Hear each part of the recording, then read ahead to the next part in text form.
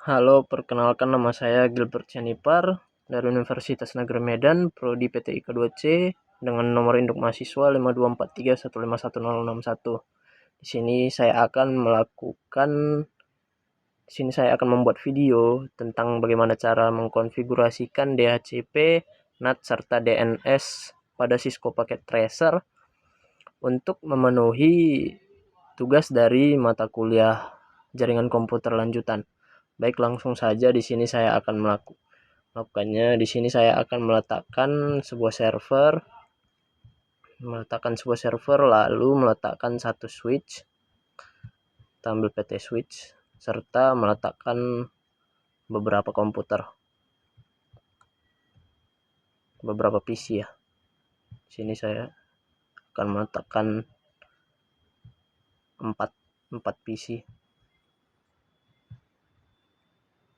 Saya akan meletakkan 4 PC. Lalu kita akan menyambungkannya dengan kabel copper straight through.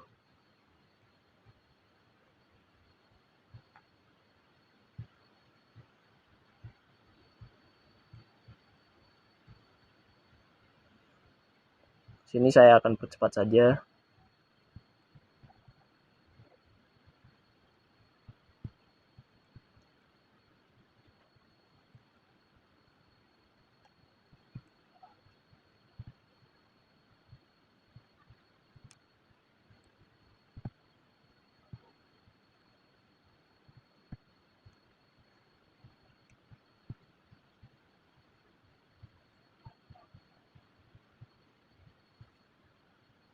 Nah, di sini sudah selesai saya sambungkan ya keempat perangkatnya, keempat PC-nya.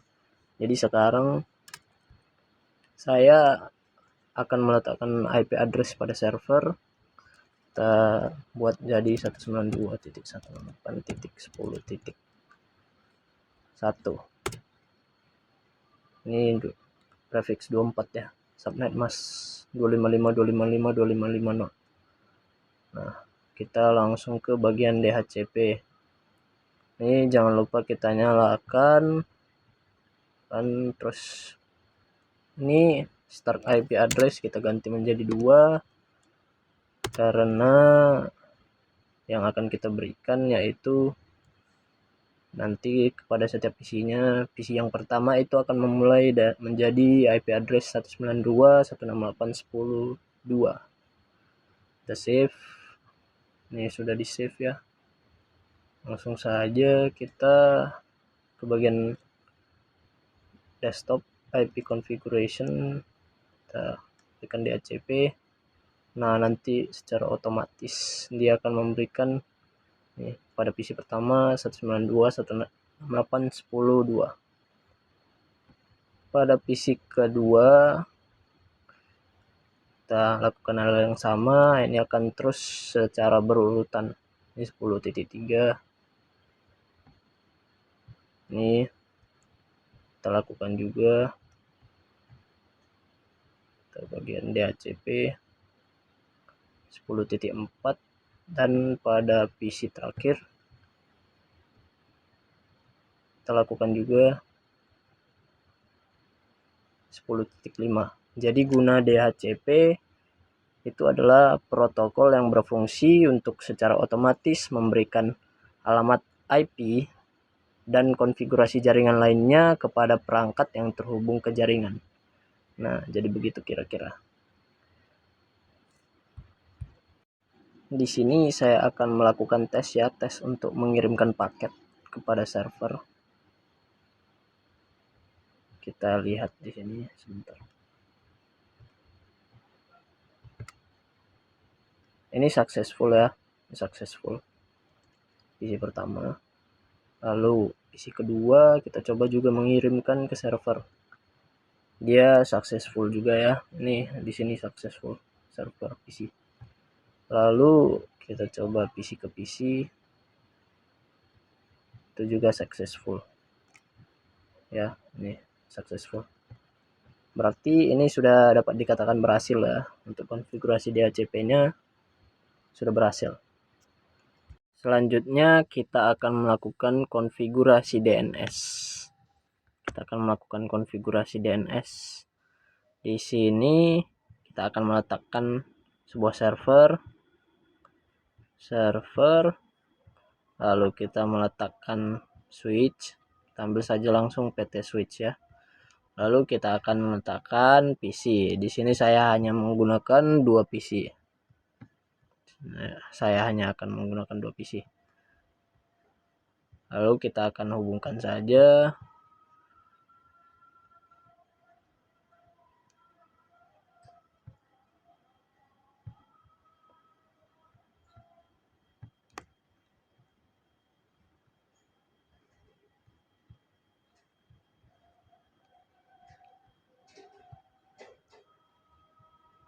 Nah, di sini sudah saya hubungkan. Ini menggunakan kabel copper straight through ya. Sini kita langsung menuju ke bagian server. Kita lakukan config di sini. Kita masukkan alamat IP-nya 192.168.1.1, subnet mask 255.255.255.0. Prefixnya yaitu prefix per 24. Lalu kita ke bagian DNS, kita aktifkan, kita nyalakan. Di sini kita ketikkan nama webnya. Di sini saya akan menggunakan nama saya gilbertunimed.com. Address di bagian address kita akan mengisikan IP dari server yang tadi 192.168.1.1. Ini type-nya kita biarkan saja record ya. Lalu kita add. Di sini sudah ya. Ini udah. Lalu kita konfigurasi IP address pada PC. Ini kita lanjutkan 192.168.1.2. Saya akan percepat saja ya.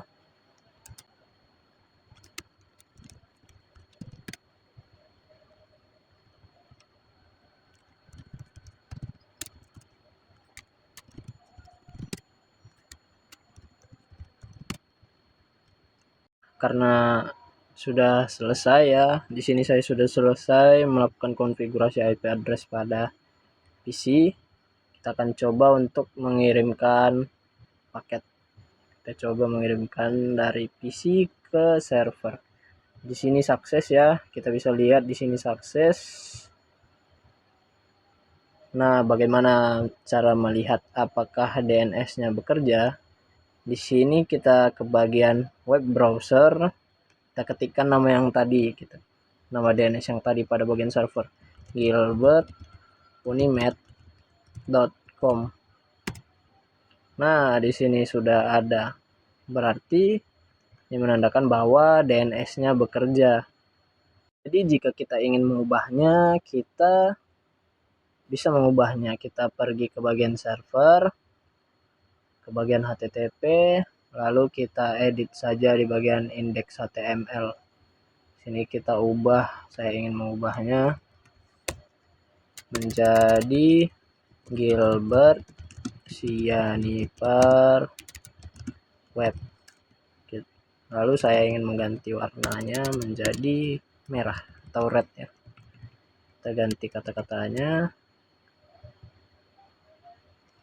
Jadi introducing myself. My name is Gilbert Sianipar. This is my web. Nah, dengan begini kita sudah menggantinya. Lalu kita klik save. Kita yes. Kita X kan. Kita pergi ke PC yang tadi. Kita ke web browser. Kita ketikkan web yang sama, gilbertunimed.com. Nah, di sini sudah berubah. Wah, introducing salah. Introducing ya, itu typo sedikit. Jadi fungsi dari DNS, yaitu untuk mempermudah akses internet. Jadi saat kita mengetikkan alamat situs pada browser kita, DNS server itu memetakan alamat domain ke alamat IP dari situs tersebut, sehingga kita dapat mengakses situs web tersebut dengan lebih mudah. Begitu. Nah, selanjutnya saya akan melakukan konfigurasi NAT. Di sini saya akan melakukan konfigurasi NAT overload. Jadi langsung saja saya akan meletakkan 3 buah PC,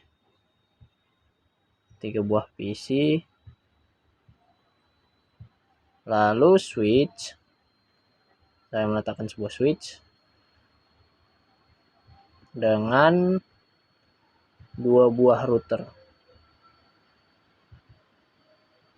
beserta servernya ya. Saya meletakkan servernya. Saya langsung sambungkan saja. Di sini saya akan percepat.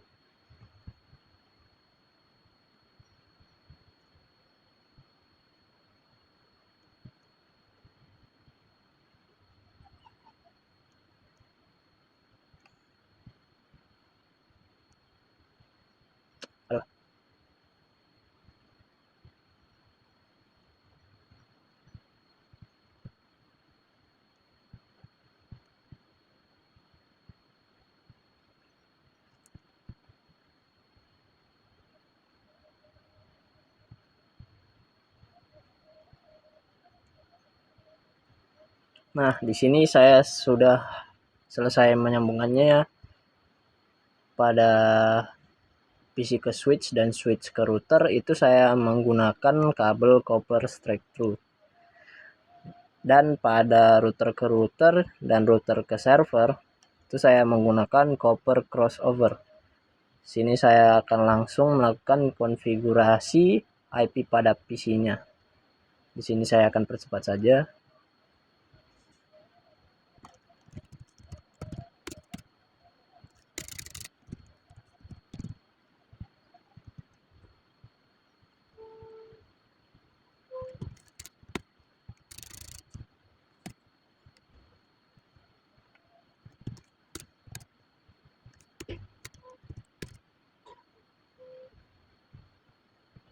Nah, sudah.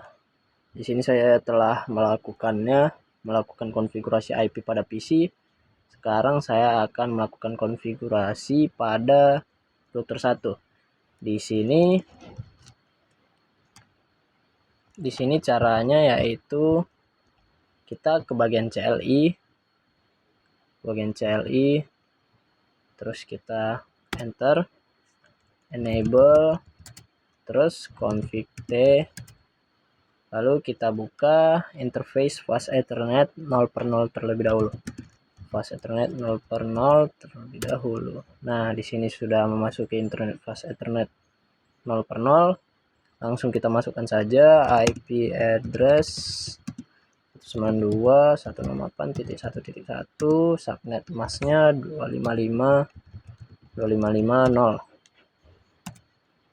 Ini kita buat IP not inside. Ini bagian yang penting ya. Ini harus kita tentukan agar dapat menentukan IP lokal dan IP luar. Lalu kita shutdown.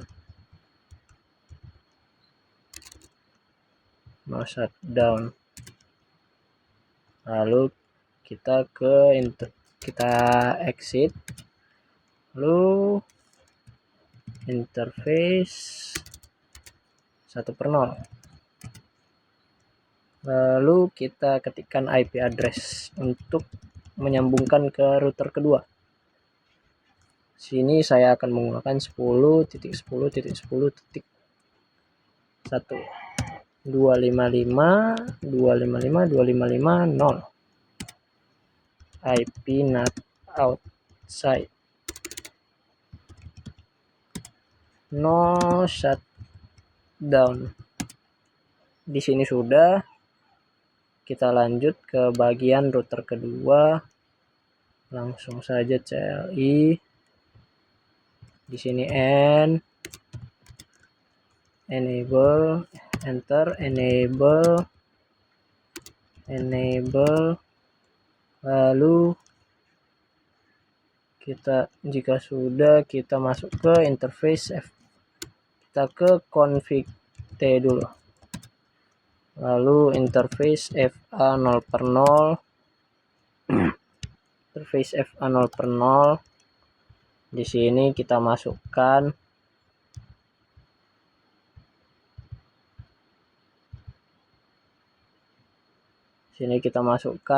IP address 10.10.10.2 subnet mask 255.255.255.0 no shutdown agar dapat berjalan ya, dan juga terhubung.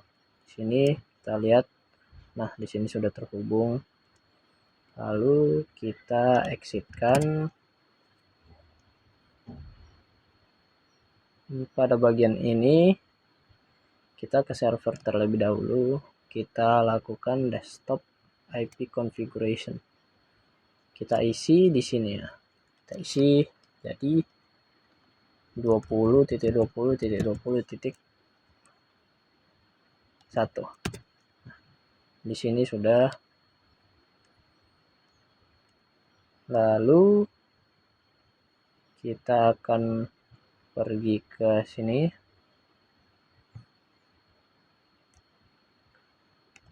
int fa 1/0 IP address 20.20.21 255.255.255.0 no shutdown. Nah, di sini sudah ya. Pada bagian ini sudah dapat berjalan. Sekarang langkah untuk konfigurasi routingnya agar router 1 tahu ke jaringan server. Di sini saya akan langsung saja ke router pertama, lalu kita exit. Sini IP root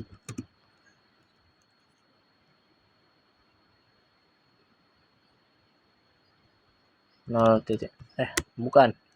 Di sini bukan kita bukan langsung IP root ya.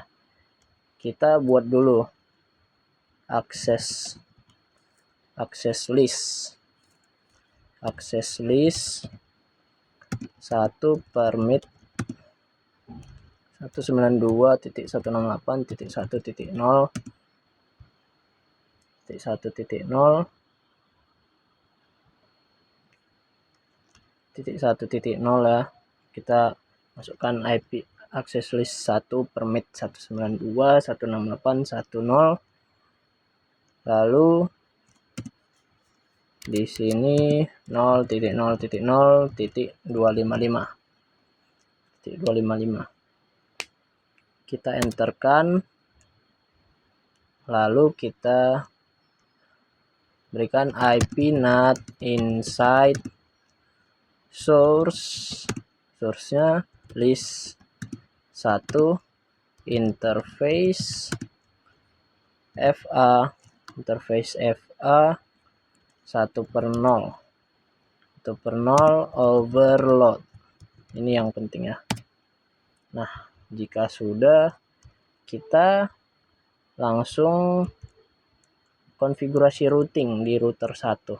Konfigurasi routingnya kita berikan IP root 0.0.0.0 spasi 0.0.0.0 10.10.10.2. Sudah.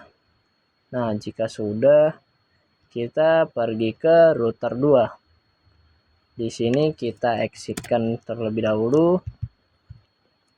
Lalu kita akan melakukan konfigurasi routernya.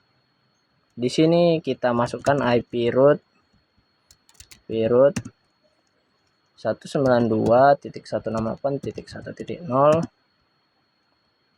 255.255.0 lalu 10 10 10 1.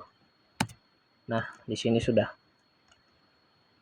Lalu jika sudah, kita coba mengirimkan paket.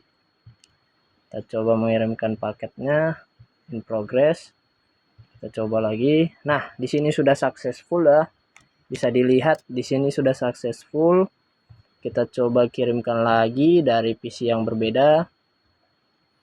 Apakah successful? Ya, successful juga. PC ketiga, apakah successful? Ya, successful. Nah, bagaimana cara kita mengetahuinya? Itu adalah dengan cara kita berikan di sini, kita exitkan, lalu kita berikan kode seperti ini. Show IP not translations. Nah, di sini kita bisa lihat ya, inside global. Ini kita bisa lihat inside global, inside lokal, dan outside global. Di sini sudah berjalan dengan sempurna ya. Baik, sekian dari saya. Sekiranya ada yang salah maupun salah perkataan atau perbuatan dalam video ini, mohon dimaafkan dan dimaklumi ya. Terima kasih.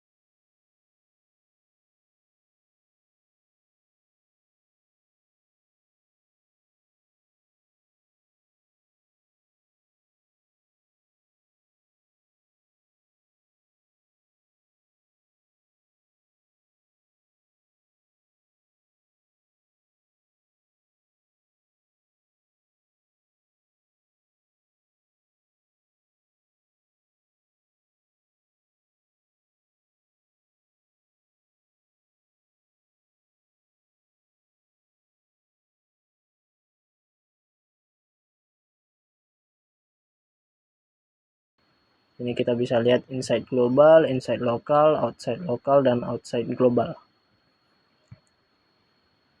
Di sini sudah berjalan dengan sempurna ya. Baik, sekian dari saya. Sekiranya ada yang salah maupun salah perkataan atau perbuatan dalam video ini, mohon dimaafkan dan dimaklumi ya. Terima kasih.